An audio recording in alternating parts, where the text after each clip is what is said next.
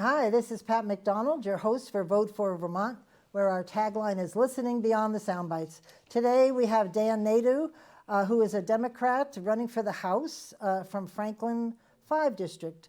Welcome to the show. Welcome. Nice Thank to you for meet you. having me. Yeah. So you just tell me, what is Franklin 5? I love it when you can run off 5 names of towns like that. Franklin 5 is basically the northmost district. It's right up on the Canadian border. It's Franklin all the way to Berkshire and Richmond. Oh, nice country up there. Oh, yeah. Nice. 45 minutes drive one way. You can't go wrong with that. Too bad you didn't have some refunds for, oh, you actually can take it out of your campaign fund. Maybe. Yeah. Anyway, would you introduce yourselves to our viewers, please? Well, I'm Daniel Nadeau. I've grown up in northern Vermont my whole life. I went to NCCS in New York for high school because we lived out in North Hero back then, in the islands. Right. So we got school choice.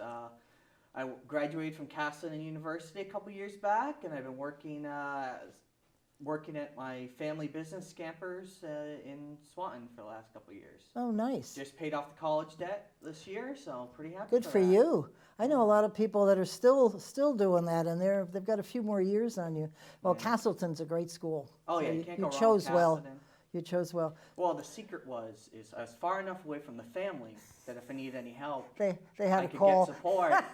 But it was far enough away that you couldn't pop up overnight. That's actually what I would do my whole life, just so they could call. Yeah. They wouldn't just show up. So when you're out, well, if you're out talking or writing stuff on Facebook and stuff, what are your priorities that you're trying to get across to people? What you think should happen and what they think should happen? For what specifically? For priorities, what you're hearing from them, what would they like to see happen?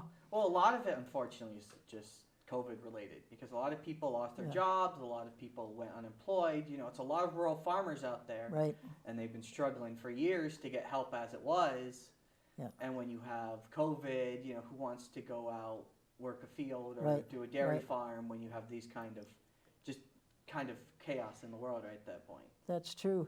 I've heard some of the federal dollars that are coming in. Oh yeah, that there's might been help. some aid. Like, Yeah.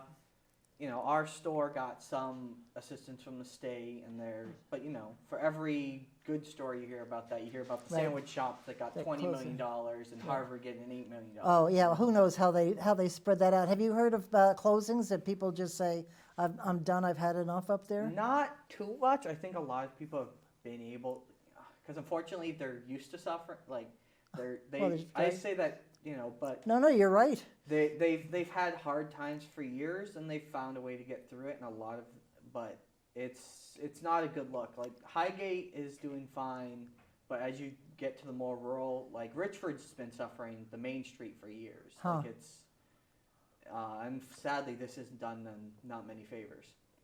Well, and I was just thinking, they're sort of famous for helping people, and you really Yeah. can't because of the COVID. You're sort of on your own to some extent. Yeah, even when, you know, the farmer festivals, you know, all those Oh, like yeah, local gone. meet and greets, those Yep. kind of things where you could kind of chat and help each other. Right. You know, it's hard to organize anything now. Yeah, I agree with you. So what just made you want to run? Well, I've ran a couple times, Ah. and I've gotten closer winning every single time. And unfortunately, the Democrats up in Franklin haven't done the best job of recruiting. Like, they couldn't get anyone to run for Franklin Senate, Huh. and they've had trouble filling positions. So I decided to run again because, you know, who knows? Yeah. Maybe I'll win this time. Yep, well, you need a balanced voice. Yeah. You know, good for you. So when you get into the legislature, assuming you do, what do you think you'd like to tackle first? Unfortunately, with how the world's ever changing, that's kind of a hard question to answer because who knows? 6 Yeah, right. months to know, we could still be dealing with COVID, or we could be Oh. dealing with killer hornets, Yeah, right. or COVID 2020. You know, but if I could, I'd want to get out there, get some more aid to those rural communities, get some aid to the farmers. Yep. Right now, there's been a lot of talk of $15 an hour. I think there needs to be some kind, like, because Burlington, they can afford $15 an hour. If you're a rural, small town family Right. business, you can't afford that $15 an hour. Right. So if I was to get into office, I'd try to find some, like, I don't know if we have to, like, I don't want to say carve off sections of the state for different things. Oh, yeah, I honestly don't think you can do that. It's Yeah. minimum wage is minimum Yeah, wage. I know. That's the sad part. Yeah. it's gonna be tough. Yeah, that would be interesting though if you could do that, but I don't think you can. No, you Fair's can't. fair's fair, as they Yeah. say. I think when you'll find out when you get to the legislature, I was in for 2 terms and I worked for the state for a long time and was always up at the legislature. They don't have a good sense of what it is to be a small business owner. Yeah. They think they have so much money in revenue and they don't. And most of our small businesses, their margin is Oh yeah. minuscule. Like, Our family business, Scampers, has been Swanton for 22 years. It's a family business, so we have me, my grandparents, and all that. And we had 1 or 2 people, and we had to let them go sadly. And then even I've had to take little bouts of unemployment just because you can't get the payroll right. Yeah, you got to get the payroll right. You gotta balance the books there. And Wow.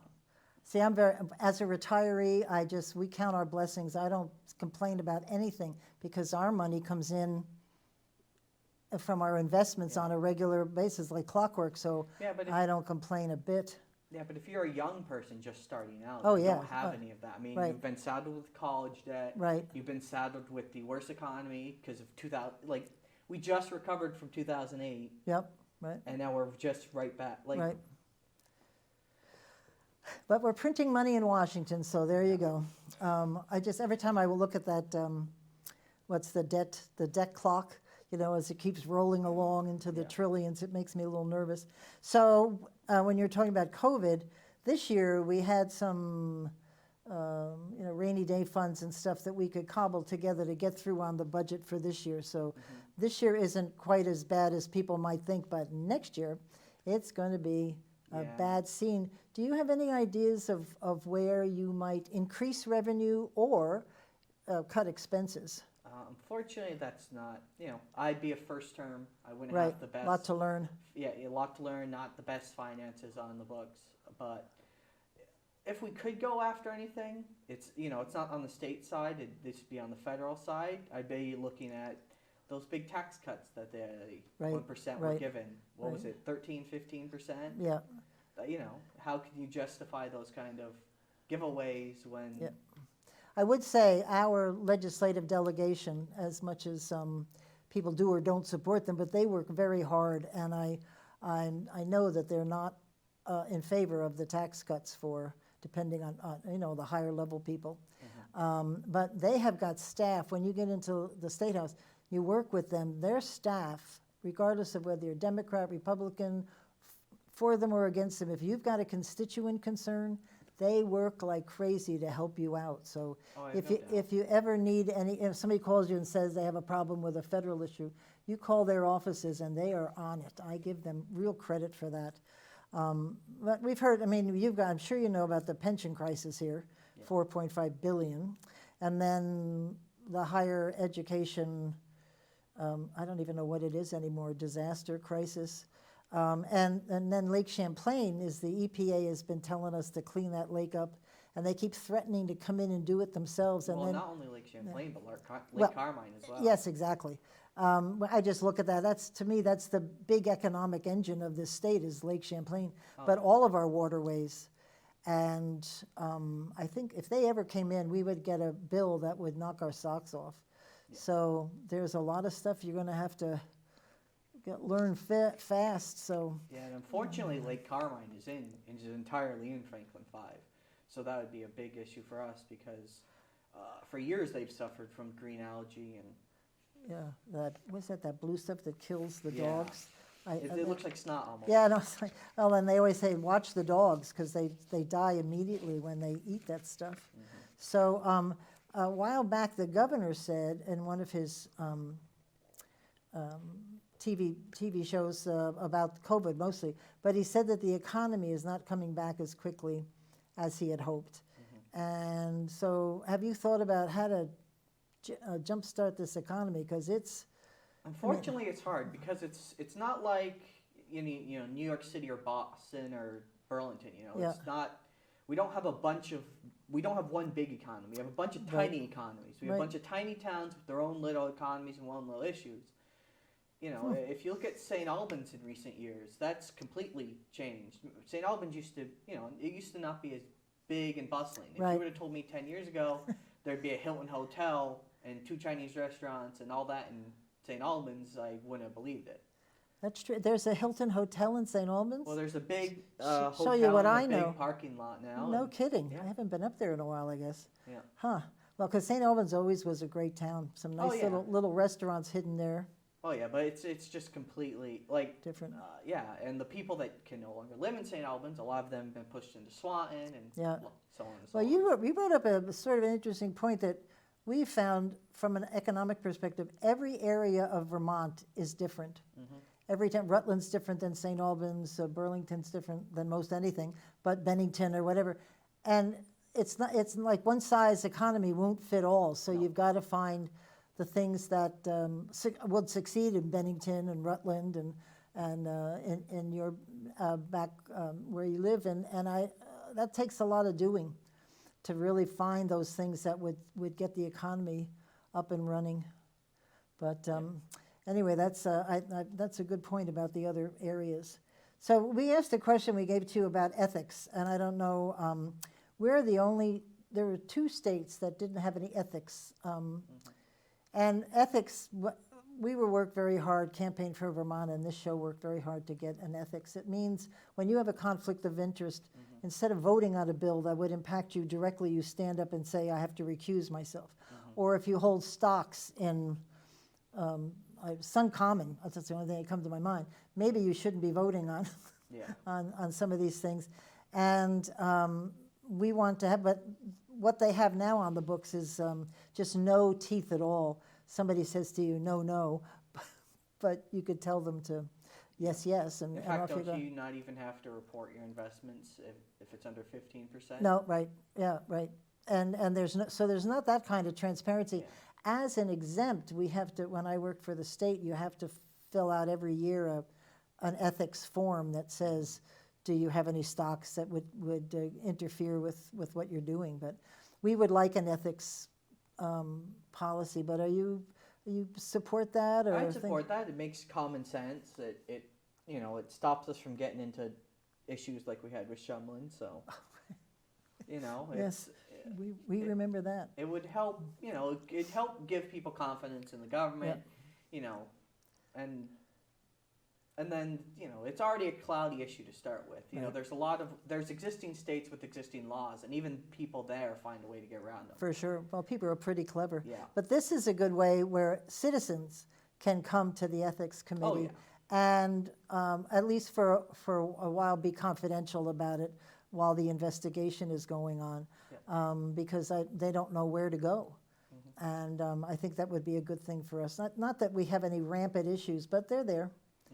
One other thing that we were wondering about is all the protests that have occurred. I don't think you've had, oh yes, you've had a few up, it's not much. Really, but not much. Just quiet, sort of, yeah.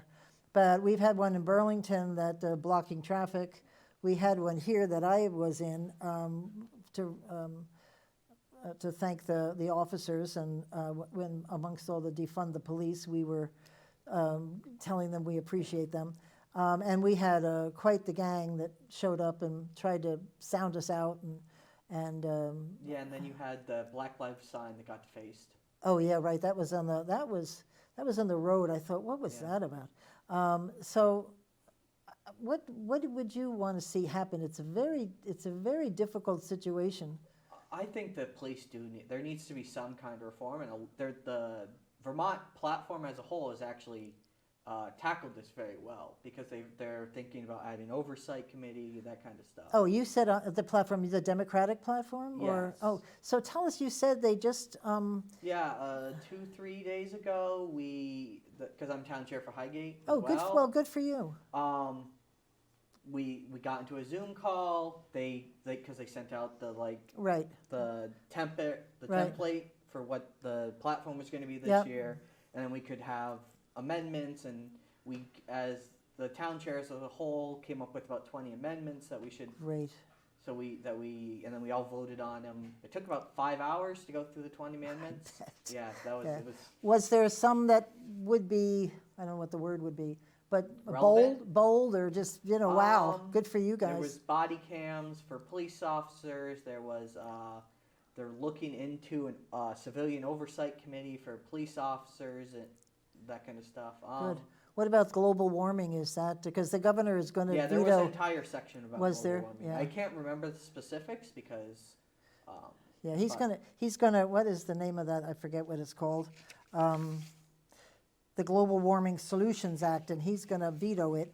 But we think there's enough votes to override it, so it will become law. So it would be on the main website of the Democratic Party for people to Yeah, read, it should right? be any day now. Does it have to because, go back to the constituents, to the whole Democratic Party for okay? Or did you have the no, final I word? think we had the final word. Okay, cool. But Yeah. I think they're doing some like proofreading and like re-editing right. and rejiggering of it. Right. Well, I'll have to check that out because it was very interesting one year. I took the Republican, Democrat, Progressive, and we weren't all that far apart on a lot of things. It's, safety, education. The topics were all the same. How we got there was perhaps different, but Yeah, it's too bad what happened to the Progressive Party this year, though.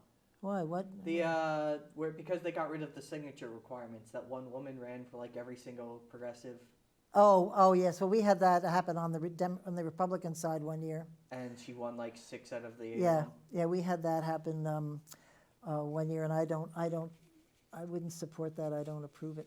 I just think one. It was an abuse of the system, but Yeah. it was the progressives' own fault for not running candidates also. Well, although I will say, having run before, when they said you didn't have to have these signatures at all because of COVID, I was like, well, I couldn't have run this year when I didn't have to go out knocking.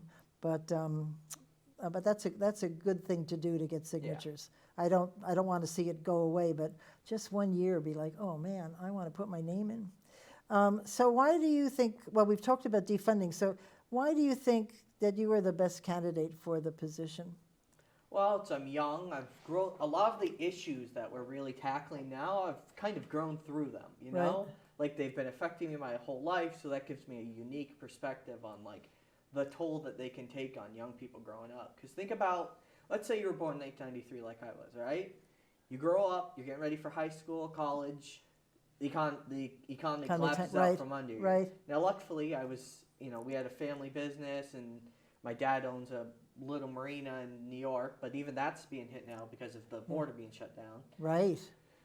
But, we managed to struggle through, and I was able to get to college, and my brother Mac was able to get to college, and my brother Graham went into the military. Oh, good for him. So, we managed to make it through, but how many families, like, that's a death blow. Right. If imagine going into college, oh, you can't make it next year, so now you drop out, and you have all that debt from that first year you went. Well, you're trying to pay it off, and then do I go back to college? Right.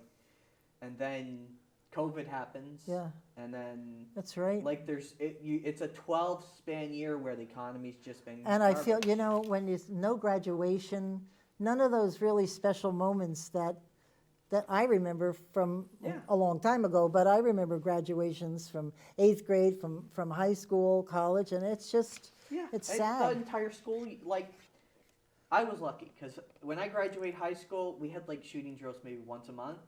You didn't have to worry about that kind of stuff. Now you had shooting drills? Is that what you said? Yeah. Oh. But nowadays, like you have to worry about that. You have to worry about COVID. Right.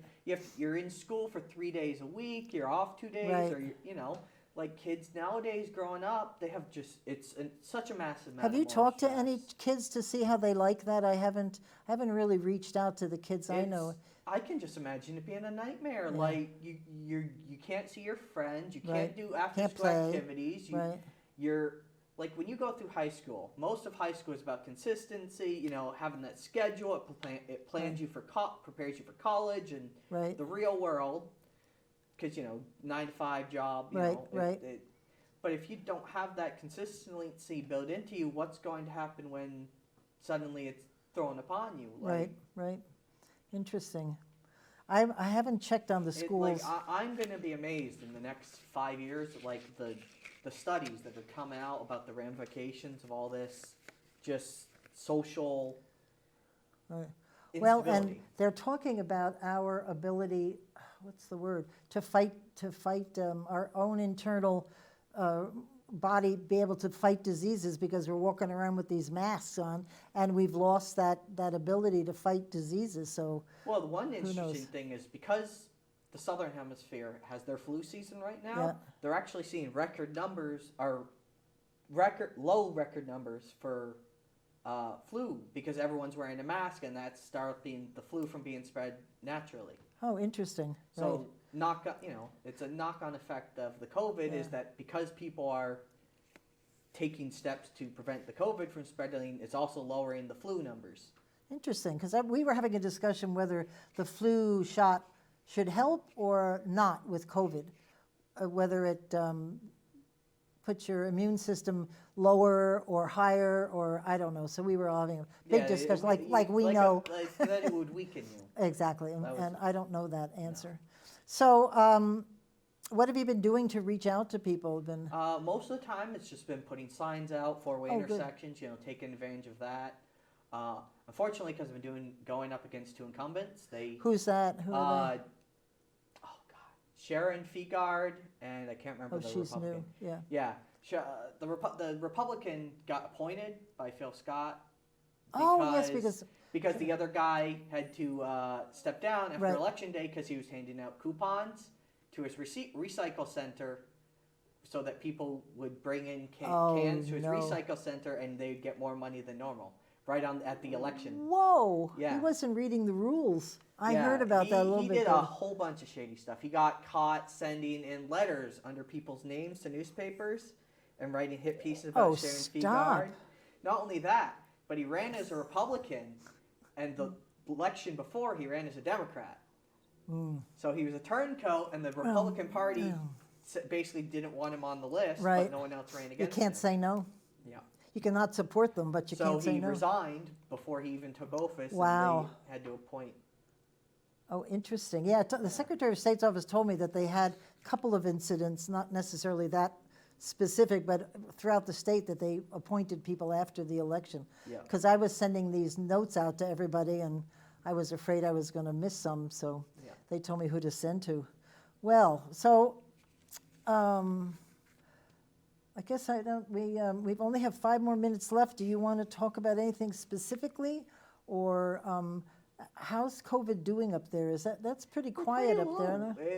We're lucky because we're not like Burlington, where COVID can spread to one person and then it can spread down the street. We're a bunch of smaller, tight-knit communities, so people don't move about as much. If you work in Franklin, you might commute to St. Albans, and even if you bring it back, it's not like you're going to spread it through an entire apartment building.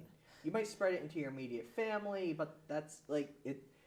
The focus points, the juncture points aren't as. You used to have a lot of Canadians coming over. Now they can't. I've got a dear friend in Canada who's I've got to go see, and I can't get over there. Oh yeah, it's affected business negatively. I can say that. Because they used to come in Derby. They would come over the border all the time. We used to have like a bunch of like seasonal shops that would pop up because they'd sell like inner tubes and flotation device. But when no one's at the beach, a lot of those businesses, plus because they're not driving around, gas stations are going to be getting less money. Yeah. The tourists, they spent a lot of money down in northern Vermont. Northern Vermont. Right. Now you said you lived in Island Pond. Well, no. No, North Hero. North Hero. But you I lived in North Hero when I was growing up, and then I moved to Highgate. So how did you get to go to a New York school? What was? Because we lived on the islands, we had school choice. Oh, okay. So I went to a New York high school so that I got in-state rates for college in New York. And because I lived in Vermont, I got in-state rates for Vermont. Wow. And did they reciprocate? Did they have in New York that kids could come over here? Or no, I believe it was only for Vermont because there's no high school on the islands. It's just okay, so you have to choose. Yes, you have to choose. My graduating class was 8 at North Hero. I love it. Oh, that's funny. I was the last 7th, 8th grade class. I think they've talked about that kind of school in the legislature about small schools. Yeah. But I got lucky. I got to go to NCCS. It was a great school. Yeah. And honestly, the Regents. I love their Regent system because it makes sure all the students actually know what they're doing. If you get a 65 or lower, congrats, Billy, you're taking the class again. Right. You know? Oh, interesting. Or you have to retake the test. Yeah. But Cool. Well, I'm glad you had that such an exciting. How did you even get there? They didn't have buses. Somebody must have had to drive you to school. They did have buses, but the buses only took you halfway. God bless So your you parents. had to take a 30-minute drive to where the bus was, and the bus would take you the rest of the way. Wow, so cool. Well, I wish you a lot of luck with your campaign. No You problem. come from a nice area in Vermont. Yeah. So Can't go do better than the islands in northern no, that's Vermont. true. Got a lot of great maple syrup and apples. Well, it's just the scenic part of Vermont. Yeah. You got the lake, you have the beautiful green mountains, you have the great small town, the great Right. characters of people. And the farms. I'm very Yeah. glad you brought up farming because I'm not too crazy when the candidates don't even mention what Well, the Vermont's farmers all are- about. The sad thing is my dad used to be a dairy farmer, you know, but Yeah. a couple years ago he had to go under because Right? no, you can't Right. get help. You know, it's tough being a dairy Yeah. farmer. You know, there's the farms that exist out there are also a lot. They're all owned a lot. There's some small farms still around, but a lot of them are owned by bigger. By the big, right, the conglomerates. yes, Yeah. you And can it- see their signs right up. And I know to go organic is very expensive, and you've got to work with the soil for like years in order for it to be deemed organic. Yeah, in fact, the state and St. Albans have been doing a bunch of stuff as well to help. Like, they have a truck that comes to pick up produce from smaller farms so that they can get them to the market. Oh, great! You must have a dandy farmers market up there somewhere. Yeah. Well, we always say Swanton always has one before COVID. Yeah. You know, Highgate Right. same, and Yeah, ours just opened up recently, so I've been going to there. yeah, just in time for winter. Yes, exactly. Well, then we go inside. But anyway, thank you very much for coming. I had a little ride There you down go. here, but if you make it into the State House and want to come back with any stories, just let me know, There you and we'll go. put you on. Okay? All right then, Thank you, thank Dan. you. Thanks for tuning in. We'll see you next week, and in the meantime, keep listening beyond the sound bites.